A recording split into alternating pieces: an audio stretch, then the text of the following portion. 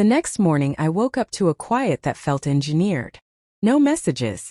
No missed calls. No attempt to clarify anything from the night before.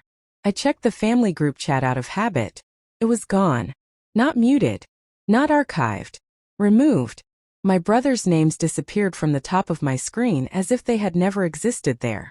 I stared at the empty space where birthdays, dinner plans, and casual updates used to scroll by. I didn't call them. Pride wasn't the reason. Stability was. If they needed space to process, I would give it. But something inside me knew this wasn't processing. It was distancing. By afternoon, my aunt posted a photo on social media. The caption read, "Family dinner even in hard times." I wasn't in the photo. Comments filled with heart emojis and phrases like, "Stay strong. Stay strong." I had not been consulted. I had not been invited. My phone buzzed once. It was my mother. The message was brief. "We need time." Time. No apology. No reassurance. Just separation. The social erasure unfolded quietly. My father didn't answer when I called. My brothers read my texts but did not respond. A cousin who once confided in me sent a message that said, "I hope you understand why this is hard for everyone." Everyone. As if I were not included in that category. The silence stretched over days. Then a week. It was not explosive. It was calculated. And in that quiet removal, the message became unmistakable. If blood mattered and the test was correct, then my place was conditional. And conditional belonging dissolves quickly once questioned. I didn't argue with them. I ordered another test. Not because I believed the first one entirely, but because I needed confirmation that didn't pass through my father's interpretation. I used a different company this time. Different laboratories. Different tracking number. When the second envelope arrived, I didn't open it at the kitchen counter. I sat at my desk instead, the blinds half drawing the room quiet. The results were identical. Parent-child probability, 0%. No ambiguity. No qualifying language. Just absence. I didn't cry. I felt something more unsettling than grief. Curiosity. If I wasn't biologically theirs, then how had that happened? My mother had never mentioned adoption. There were no stories about hospital errors or complications. My birth certificate listed both their names. I requested a copy of my birth records from the county office. It took days to arrive. When they did, everything looked legitimate. Signatures. Dates. Hospital stamp. Legitimate. I called the hospital listed on the certificate. They transferred me 3 times before someone confirmed that records older than a certain year required a formal request. I filed the paperwork. In the meantime, I began reviewing family timelines. I calculated dates against pregnancy announcements I vaguely remembered. I searched through old photo albums stored in my closet. My mother looked thinner in some pictures than I remembered. There were months without photographs. I had never questioned it. Why would I? But now the gaps felt deliberate. The second test didn't create clarity. Deepen the question. If the results were correct, then the story I'd been told about my origin was incomplete. And if it was incomplete, someone knew. Someone had always known. The silence from my parents felt less like shock now, and more like strategy. The call came on a Tuesday morning. I almost didn't answer because I didn't recognize the number. But something in me had learned not to ignore unfamiliar signals. "Hello. Is this Emma?" the voice asked. "Yes. This is Mr. Callahan. I represent your parents." My grip tightened around the phone. "I understand there have been some developments," he continued carefully, "specifically regarding recent DNA findings." So he knew. "We need to discuss certain estate implications," he said. "Your parents have asked me to review beneficiary structures in light of the results." Estate implications. The phrase landed colder than the DNA report. "What does that mean?" I asked evenly. "It means," he replied, "that biological status may affect inheritance distribution under the current trust structure." Biological status. There it was again. The dividing line. "I'd like to schedule a meeting," he said. "There are documents you should see." Documents. No apologies. No explanations. Paperwork. The irony was sharp. For years my father insisted blood mattered. Now the question of blood had triggered legal reassessment. Was the trust recently amended? I asked. There was a pause. Certain clauses were drafted with lineage language, he answered. Lineage language. Meaning I might not be included. I agreed to meet him that afternoon. When I ended the call, I didn't feel panic. I felt confirmation. The silence from my parents wasn't confusing. It was a consultation. They weren't processing. They were repositioning. And whatever truth existed beneath this DNA result was complicated enough to involve a lawyer. Which meant the story wasn't over. It was restructuring. Mr. Callahan's office was smaller than I expected. Neatly organized. Neutral walls. No family photographs on display. He didn't waste time with pleasantries. After I sat down, he reached into his desk drawer and removed a sealed manila envelope. The paper looked aged, the edges slightly worn. This was drafted years ago, he said quietly. It was meant to remain confidential unless certain circumstances arose. He slid the envelope across the desk toward me. My name was written on the front in my mother's handwriting. I opened it slowly. Inside was a single letter and a hospital document. The letter was brief. Emma, we intended to tell you when the time was right. We struggled to conceive. There was a clinic error. An embryo mix-up. We chose to raise you as our own and believed blood would never matter. Blood would never matter. The hospital document confirmed its fertility treatment records. A procedural note referencing a transfer discrepancy. My breath didn't catch. It steadied. They knew, I said quietly. Yes, Mr. Callahan replied. They have always known. The DNA test hadn't revealed infidelity.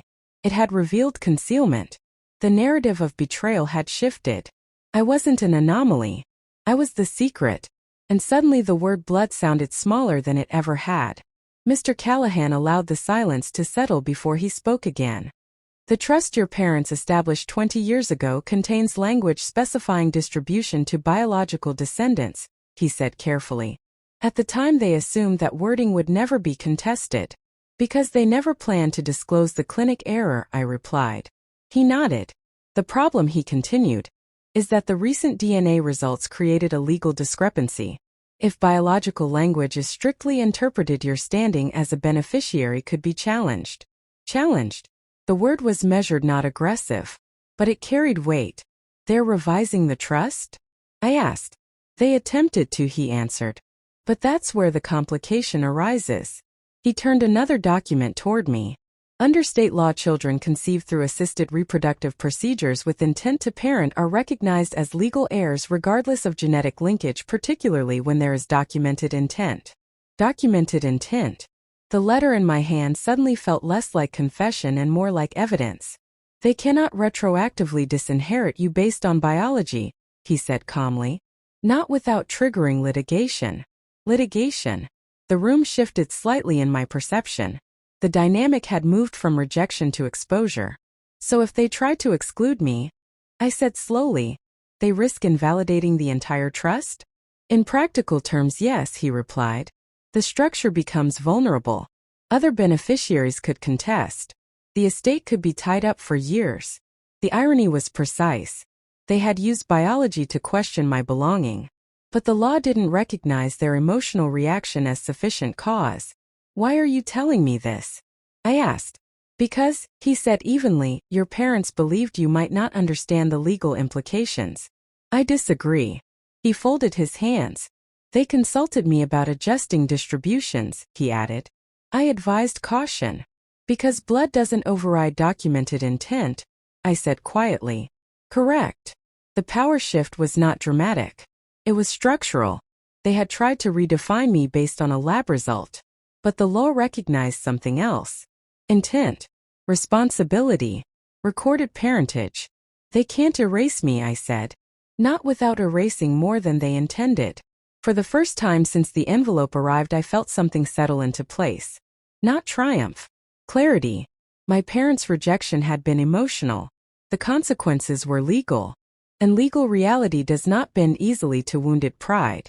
I closed the folder carefully. What happens next? I asked. Mr. Callahan's expression remained steady. That depends on how they choose to proceed, he said. But you are not as vulnerable as they assumed. Vulnerable. The word felt outdated now. They believed biology determined inheritance. The law disagreed.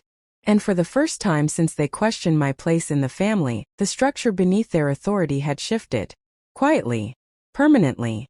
They invited me back to dinner 2 weeks later. The message from my mother was unusually formal. We need to talk. As a family. I agreed. Not because I needed reconciliation but because clarity deserved witness. The table looked the same as it always had. Same china. Same seating arrangement. But the atmosphere was different. Careful. Measured. My father cleared his throat before speaking. We handled this poorly, he said. Poorly. The word felt smaller than what had happened, but I didn't correct him. My mother's eyes avoided mine at first. We were shocked, she added. We didn't know how to process it. Process. They had processed it with a lawyer. I folded my hands in front of me. You believed blood determined belonging, I said calmly. My father exhaled slowly. We believed we were protecting something. What? I asked. Our legacy. There it was. The same word they had guarded for years. You tried to remove me from it, I replied. Silence followed. Not hostile.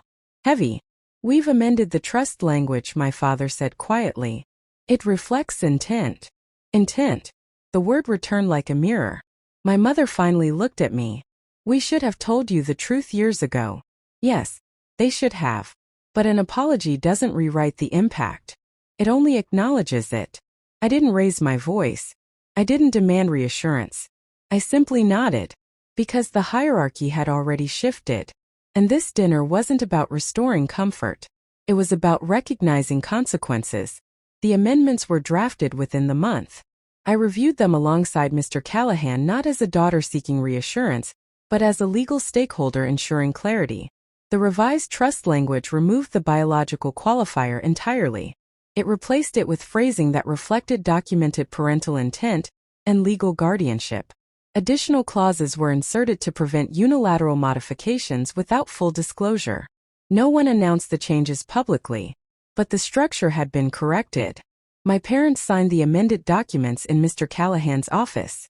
I was present, not because I demanded to be but because transparency now required it.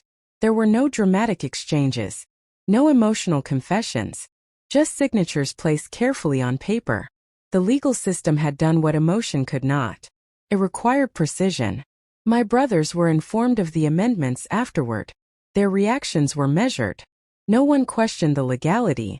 The clinic error was acknowledged as fact rather than suspicion. The narrative shifted from not ours to always intended. Intended. The word carried weight. They could not undo the silence of the past. But they could not erase me either. Justice didn't look like punishment. It looked like an alignment.